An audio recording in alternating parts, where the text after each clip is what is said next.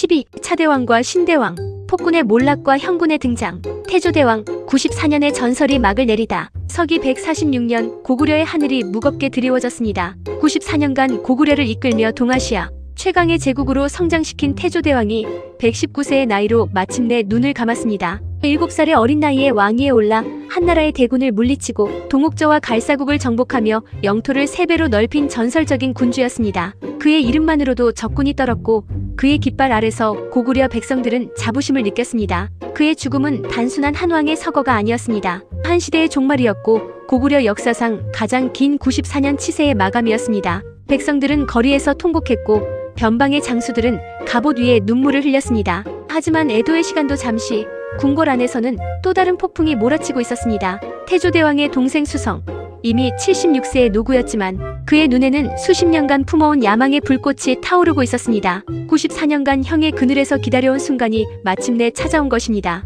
형의 빈자리가 만들어낸 권력의 공백, 수성은 그것을 놓치지 않았습니다. 평생을 기다려온 그 순간이었습니다. 오늘 우리가 만날 이야기는 한 폭군의 탄생과 몰락, 그 폐허 위에서 일어선 현명한 왕의 이야기입니다. 76세의 왕이 된 폭군, 77세의 왕이 된 형군, 그리고 113세까지 나라를 지킨 충신, 20년간의 폭정과 피해 숙청, 그리고 역사를 바꾼 단 한 번의 결단. 같은 피를 나눈 형제이지만 역사는 이 둘을 폭군과 형군으로 기억합니다. 놀라운 이야기가 지금 시작됩니다. 이 영상이 마음에 드신다면 구독과 좋아요, 알림 설정을 부탁드립니다. 제1장 수성의 야망. 76세 왕자의 즉위. 태조대왕에게는 2명의 동생이 있었습니다. 첫째 동생 수성과 둘째 동생 백고였습니다. 이 세 형제는 같은 어머니에게서 태어났지만 그들의 운명은 너무나도 달랐습니다. 수성은 어린 시절부터 형인 태조대왕을 그늘에서 바라보며 자랐습니다. 형이 7살에 왕위에 오를 때 그는 고작 2살 어린 동생에 불과했습니다. 형이 전장을 누비며 영웅으로 칭송받을 때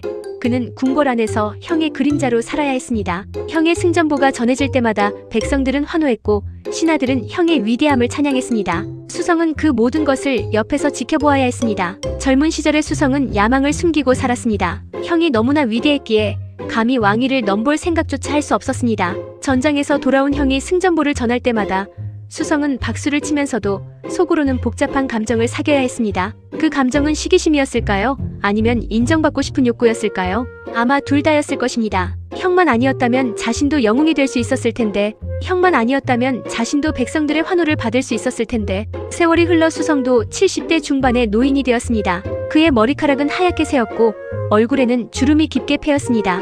평범한 사람이라면 권력에 대한 욕심을 내려놓을 나이였지만 수성의 마음속에는 오히려 더 강렬한 욕망이 불타오르고 있었습니다. 죽기 전에 단 한 번만이라도 최고의 자리에 앉아보고 싶다는 욕망. 그것은 세월이 흘러도 사그라지지 않았습니다. 94년이다. 내가 형의 그늘에서 보낸 세월이 94년. 이제 내 차례가 아니겠느냐. 하늘이 나에게 기회를 준 것이다. 태조대왕이 숨을 거두자 수성은 즉각 행동에 나섰습니다. 원래대로라면 태조대왕의 아들인 막근이 왕위를 이어야 했습니다. 하지만 수성은 오랜 세월 동안 조용히 쌓아온 세력을 동원하여 조정을 장악했습니다. 형님께서는 생전에 나에게 왕위를 물려주겠다고 약속하셨다. 이것은 선왕의 유지이니 누구도 거역할 수 없다. 이것이 사실인지 거짓인지는 누구도 알 수 없었습니다. 태조대왕은 이미 세상을 떠났고 죽은 자는 말이 없습니다. 서기 146년 76세의 수성이 고구려 제7대 왕으로 즉위했습니다. 훗날 그는 차대왕이라는 시호를 받게 되는데 이는 버금가는 왕이라는 뜻으로 진정한 왕에 미치지 못한다는 씁쓸한 평가입니다. 제2장 폭정의 시작. 피로 물든 궁궐. 차대왕 수성의 첫 번째 명령은 충격적이었습니다. 즉위하자마자 내린 명령은 누구도 예상하지 못한 잔혹한 것이었습니다. 태조대왕의 혈육을 모두 잡아들여라. 영모를 꾀하고 있으니 엄히 다스려야 한다. 단 한 명도 남기지 말라.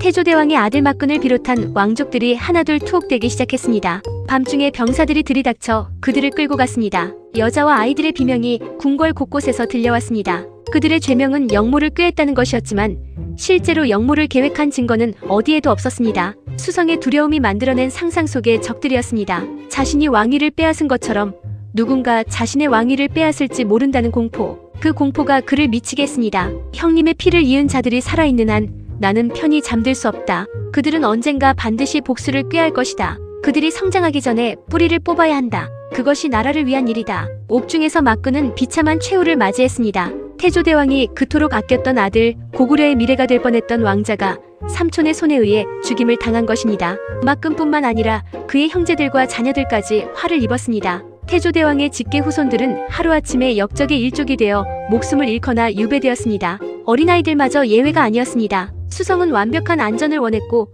그것은 완전한 제거를 의미했습니다. 피해 숙청은 왕족에서 그치지 않았습니다. 태조대왕 시절 공을 세웠던 신하들도 하나둘 제거되기 시작했습니다. 그들은 나라에 충성했던 인재들이었지만 차대왕의 눈에는 잠재적인 적으로 보였습니다. 그들이 선왕을 그리워하는 마음이 역심으로 변할 수 있다고 생각했습니다. 저자는 선왕의 충신이었으나 새 왕에게는 위협이 될 수 있다. 선왕을 그리워하는 마음이 역심으로 변할 수 있으니 미리 제거해야 한다. 이런 논리로 수십 명의 대신들이 목숨을 잃었습니다. 궁궐은 피로 물들었고 공포가 조정을 지배했습니다. 신하들은 눈을 마주치는 것조차 두려워했고 말 한마디 잘못했다가는 가족 전체가 화를 입을 수 있었습니다. 밀고와 배신이 난무했고 어제의 동료가 오늘의 적이 되는 일이 비일비재했습니다. 차대왕의 의심은 끝이 없었습니다. 심지어 자신을 왕위에 올리는데 도움을 준 측근들조차 시간이 지나면 의심의 대상이 되었습니다. 제3장 백성의 신음과 명림답부의 등장. 궁궐 안의 피바람은 백성들의 삶에도 영향을 미쳤습니다. 차대왕의 폭정은 귀족들에게만 향한 것이 아니었습니다. 평범한 농민들, 힘없는 백성들에게도 고통은 내려왔습니다. 차대왕은 자신의 권력을 과시하기 위해 대규모 토목 공사를 시작했습니다. 새로운 궁궐, 거대한 성벽, 화려한 사당들이 건설되기 시작했습니다. 태조대왕의 업적을 뛰어넘어 자신만의 유산을 남기고 싶었던 것입니다. 하지만 이 모든 것의 비용은 백성들의 피와 땀이었습니다. 세금은 태조대왕 시절에 3배로 올랐습니다. 곡식의 절반 이상을 나라에 바쳐야 했고 남은 것으로는 가족을 먹여 살리기도 버거웠습니다. 올해도 흉년인데 어떻게 이 많은 세금을 내란 말인가? 아이들이 굶고 있는데 우리에게 무엇이 남겠는가? 농민들의 탄식이 들판을 가득 메웠습니다. 강제 노역도 심각한 문제였습니다. 각 마을에서 장정들이 차출되어 공사장으로 끌려갔습니다. 그들 중 많은 이가 과로와 질병으로 돌아오지 못했습니다. 마을에는 여자와 노인, 아이들만 남았고 농사를 지을 일손이 부족해 황폐해져 갔습니다. 태조대왕 시절 풍요롭던 마을들이 텅 비어갔습니다. 이때 명림답부라는 인물이 있었습니다. 그의 이름은 고구려 역사에서 특별한 의미를 가집니다. 그는 왕을 시해한 신하이면서도 역사가 충신으로 기억하는 특이한 인물입니다. 고구려의 명문 귀족 가문 출신으로 어린 시절부터 무예와 학문을 겸비한 인재로 이름을 날렸습니다. 태조대왕 시절에 이미 중요한 관직에 올랐고 그의 충성심과 능력은 누구나 인정하는 바였습니다. 차대왕이 즉위했을 때 명림답부는 깊은 고민에 빠졌습니다. 세왕의 폭정을 눈앞에서 지켜보면서도 신하로서 왕을 거역할 수 없다는 가르침 사이에서 갈등했습니다. 무엇이 옳은 것인가? 무엇이 진정한 충성인가? 어느 날 명림답부는 용기를 내어 차대왕에게 간언을 올렸습니다. 전하, 백성들이 고통받고 있사옵니다. 세금을 줄이고 노역을 멈추시어 백성들에게 숨 쉴 틈을 주시옵소서. 차대왕의 눈이 매섭게 빛났습니다. 그 눈빛에는 분노와 의심이 가득했습니다. 내가 감히 과인의 정사에 대해 이래라 저래라 하느냐? 내가 백성 편이냐 과인 편이냐? 썩 물러가라. 다시 이런 말을 하면 내 목숨을 보장할 수 없다. 내 놈의 삼족을 멸할 수도 있음을 알라. 명림답부는 물러났지만 그의 마음속에는 새로운 결심이 싹트고 있었습니다. 제4장 반란의 불씨 마이너스 귀족들의 결집. 명림답부의 간언이 거부된 후 상황은 더욱 악화되었습니다. 차대왕은 자신에게 간언한 명림답부를 의심의 눈초리로 바라보기 시작했습니다. 매일 감시자가 그의 집 주변을 서성거렸고 그의 행동 하나하나가 보고되었습니다. 하지만 명림답부의 가문은 너무나 강력했고 그를 함부로 건드렸다가는 귀족 전체를 적으로 돌릴 수 있었습니다. 차대왕은 기회를 노리며 기다렸고 명림답부도 자신의 운명이 얼마 남지 않았음을 알았습니다. 그 사이 명림답부는 조용히 뜻을 같이 하는 동료들을 모으고 있었습니다. 비밀스러운 만남, 은밀한 대화, 신뢰할 수 있는 사람들만의 모임. 달밤에 인적이 드문 곳에서 혹은 사냥을 핑계로 깊은 산속에서 그들은 만났습니다. 고구려의 귀족들 대부분은 차대왕의 폭정에 불만을 품고 있었습니다. 그들 중 많은 이가 동료와 친척을 잃었고 자신들의 목숨도 위험하다는 것을 알았습니다. 태조대왕 시절에는 공을 세우면 인정받고 출세할 수 있었지만 차대왕 아래에서는 오늘의 충신이 내일의 역적이 될 수 있었습니다. 누구도 안전하지 않았고 누구도 미래를 보장받을 수 없었습니다. 능력이 있는 자가 오히려 위험했습니다. 왕의 의심을 살 수 있었기 때문입니다. 우리가 언제 죽을지 모르는 상황에서 어떻게 가만히 있을 수 있겠는가? 손 놓고 죽음을 기다리는 것보다 차라리 행동하다 죽는 것이 낫지 않겠는가? 어차피 죽을 운명이라면 의미 있는 죽음을 선택하자. 귀족들은 비밀리에 모여 대책을 논의했습니다. 명림답부가 자연스럽게 그들의 중심이 되었습니다. 그는 무예와 지략을 겸비했고 무엇보다 용기가 있었습니다. 두려움에 떨면서도 행동하는 것. 그것이 진정한 용기였습니다. 그리고 그에게는 명분이 있었습니다. 사적인 원한이 아니라 나라를 위한 것이라는 명분.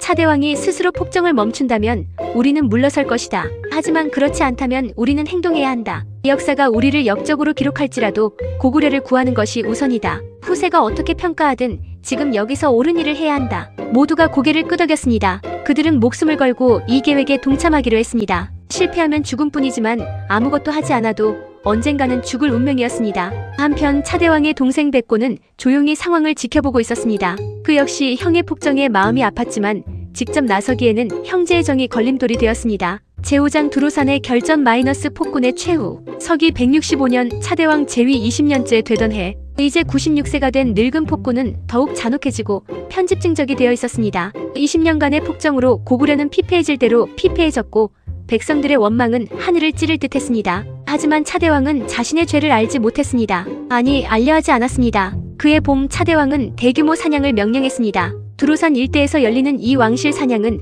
왕의 위엄을 과시하기 위한 행사였습니다. 비록 96세의 노구였지만 차대왕은 여전히 사냥을 즐겼습니다. 그것이 자신의 권력을 과시하는 방법이라고 생각했습니다. 명림답부는 이것이 기회라고 판단했습니다. 궁궐 안에서는 경비가 삼엄했지만 사냥터에서는 상대적으로 왕에게 접근하기 쉬웠습니다. 넓은 산속에서 혼란스러운 사냥의 와중에 결정적인 순간이 올 수 있었습니다. 이번이 우리의 마지막 기회일 수 있다. 실패하면 우리 모두 죽는다. 하지만 성공하면 고구려를 구할 수 있다. 두려움을 버리고 나아가자. 명림답부는 동료들과 함께 사냥에 참여했습니다.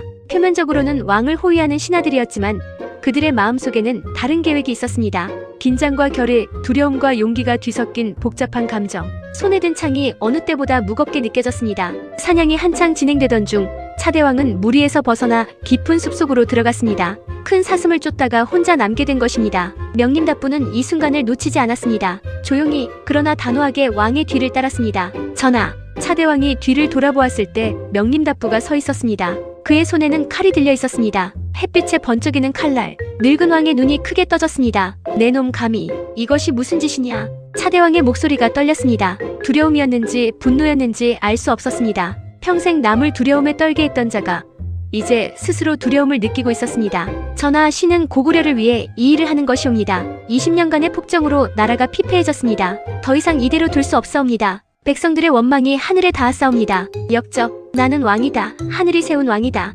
명림답부의 칼이 번쩍였습니다. 96세 노인의 몸은 젊은 명림답부의 상대가 되지 못했습니다. 20년간 고구려를 피로 물들인 폭군 차대왕은 그렇게 두로산 숲속에서 생을 마감했습니다. 삼국사기는 이 순간을 담담하게 기록합니다. 왕이 두로산에서 사냥하다가 좌보 명림답부에게 시해되었다. 제6장 신대왕의 즉위 새로운 희망. 차대왕이 죽은 후 고구려는 혼란에 빠질 수도 있었습니다. 왕을 시해한 사건은 정통성의 위기를 불러올 수 있었고 권력 다툼으로 이어질 수도 있었습니다. 누가 왕위를 이을 것인가? 시해자를 어떻게 처리할 것인가? 혼란의 씨앗은 곳곳에 있었습니다. 하지만 명림답부는 이미 모든 것을 계획해두고 있었습니다. 그는 즉시 차대왕의 동생 백고를 찾아갔습니다. 백고는 태조대왕의 막내 동생으로 당시 77세의 노인이었습니다. 형들과 달리 온화하고 인자한 성품으로 알려져 있었습니다. 권력욕과는 거리가 먼 사람이었습니다. 대감, 이제 고구려를 이끌어 주셔야 합니다. 나라가 대감을 필요로 합니다. 대감 외에는 이 나라를 구할 분이 없사옵니다. 명림답부가 무릎을 꿇고 말했습니다. 백고는 깊은 한숨을 쉬었습니다. 슬픔과 고뇌가 그의 얼굴에 드리워졌습니다. 손이 떨렸고 눈가가 젖었습니다. 형을 죽였단 말인가? 비록 폭군이었으나 그래도 내 형이었는데, 같은 어머니에게서 태어난 형제였는데. 예, 그러옵니다. 신의 손으로 그리하였습니다. 죄는 신이 짊어지겠습니다. 하오나 고구려를 위해서는 대감께서 왕위에 오르셔야 합니다. 이것만이 나라를 구하는 길이옵니다. 백고는 오랫동안 침묵했습니다. 창밖으로 보이는 하늘을 바라보며 깊은 생각에 잠겼습니다. 형의 죽음은 슬펐지만 형이 저지른 일들은 용납할 수 없는 것이었습니다. 무고한 조카들을 죽이고 충신들을 처형하고 백성들을 굶주리게 한 것들. 그리고 지금 고구려에 필요한 것은 애도가 아니라 변화였습니다. 알겠다. 내가 왕위에 오르겠다. 다만 나라를 위한 것이니 후회는 없을 것이다. 형의 죄를 씻고 백성들에게 희망을 주겠다. 서기 165년 백고가 고구려 제8대 왕으로 즉위했습니다. 그가 바로 신대왕입니다. 신대왕이라는 시호는 새로운 왕, 나라를 새롭게 한 왕이라는 뜻으로 그의 업적을 기리는 후대의 평가가 담겨 있습니다. 신대왕은 즉위하자마자 차대왕 시절의 악정을 바로잡기 시작했습니다. 억울하게 죽은 신하들의 명예를 회복시켰습니다. 역적으로 몰려 죽은 이들의 이름을 씻어주고 그 가족들에게 보상을 했습니다. 과도한 세금을 대폭 낮추었고 강제 노역을 중단했습니다. 가장 중요한 인사가 있었습니다. 신대왕은 명림답부를 국상에 임명했습니다. 오늘날로 치면 국무총리에 해당하는 최고 관직입니다. 그대가 나라를 구했으니 그대가 나라를 다스리는 것이 마땅하다. 과인은 그대를 믿는다. 제7장 고구려의 부흥 마이너스 치유와 번영, 신대왕과 명림답부의 협력 통치는 고구려 역사의 새로운 장을 열었습니다. 폭정의 상처는 깊었지만 두 사람은 힘을 합쳐 나라를 치유해 나갔습니다. 한 사람은 지혜로운 결단을, 다른 한 사람은 뛰어난 실행력을 담당했습니다. 신대왕은 직접 정사를 결정하기보다 명림답부를 비롯한 유능한 신하들에게 권한을 위임했습니다. 이것은 나약함이 아니라 지혜로운 선택이었습니다. 자신의 한계를 알고 유능한 인재를 신뢰하는 것, 그것이 진정한 리더십이었습니다. 과인은 늙었고 나라를 다스리는 재주가 부족하다. 하지만 훌륭한 신하들이 있으니 그들에게 맡기면 될 일이다. 과인의 역할은 그들을 믿고 지원하는 것이다. 명림답부는 이 신뢰에 보답하며 탁월한 정치력을 발휘했습니다. 먼저 피폐해진 농촌을 살리기 위해 대대적인 농업진흥책을 시행했습니다. 황폐해진 농지를 복구하고 관계시설을 정비하며 종자와 농기구를 백성들에게 나눠주었습니다. 백성이 배불러야 나라가 안정됩니다. 굶주린 백성은 아무것도 할 수 없습니다. 먼저 배를 채워주고 그 다음에 나라를 세워야 합니다. 이것이 정치의 기본이옵니다. 세금은 태조대왕 시절 수준으로 낮아졌고 강제 노역 대신 자발적인 참여와 적절한 보상이 주어졌습니다. 백성들의 삶이 조금씩 나아지기 시작했습니다. 비어있던 마을에 사람들이 돌아왔고 버려졌던 논밭에 다시 곡식이 자랐습니다. 아이들의 웃음소리가 다시 마을에 울려 퍼졌습니다. 외교면에서도 변화가 있었습니다. 차대왕 시절 소원해졌던 주변국들과의 관계를 회복했습니다. 특히 한나라와는 적절한 거리를 유지하면서도 불필요한 충돌을 피하는 균형 외교를 펼쳤습니다. 신대왕의 치세는 14년간 계속되었습니다. 서기 179년 91세의 나이로 신대왕은 눈을 감았습니다. 그의 재위 기간 동안 고구려는 안정을 되찾았고 차대왕 시절의 상처를 치유할 수 있었습니다. 백성들은 다시 희망을 품게 되었습니다. 명림답부는 신대왕의 죽음 이후에도 계속 국상으로 남아 새로운 왕을 보좌했습니다. 그는 113세까지 살면서 고구려의 버팀목 역할을 했다고 전해집니다. 한 세기가 넘는 삶을 나라를 위해 바친 것입니다. 고구려 역사에서 명림답부는 특별한 인물로 기억됩니다. 신하의 몸으로 왕을 시해했지만 역사는 그를 역적이 아닌 충신으로 평가했습니다. 그것은 그의 행동이 사적인 야망이 아닌 나라와 백성을 위한 것이었기 때문입니다. 차대왕과 신대왕 같은 피를 나눈 형제이지만 역사는 이 둘을 전혀 다르게 기억합니다. 같은 부모에게서 태어나 같은 궁궐에서 자랐지만 그들의 선택은 너무나 달랐습니다. 한 사람은 권력으로 백성을 괴롭혔고 한 사람은 권력으로 백성을 살렸습니다. 지위가 아니라 행동이 사람을 정의합니다. 그리고 명림답부 이 한 사람의 용기 있는 결단이 고구려의 운명을 바꾸었습니다. 역사는 때때로 한 사람의 용기로 바뀌기도 합니다. 진정한 충성이란 무엇인가? 때로는 잘못된 것에 맞서는 용기가 필요합니다. 다음 이야기에서는 신대왕의 뒤를 이은 고국 천왕과 을파소가 기다리고 있습니다. 농부에서 고구려 최고의 재상이 된 을파소, 그의 놀라운 이야기가 궁금하지 않으신가요? 구독과 좋아요, 알림 설정으로 다음 이야기를 놓치지 마세요.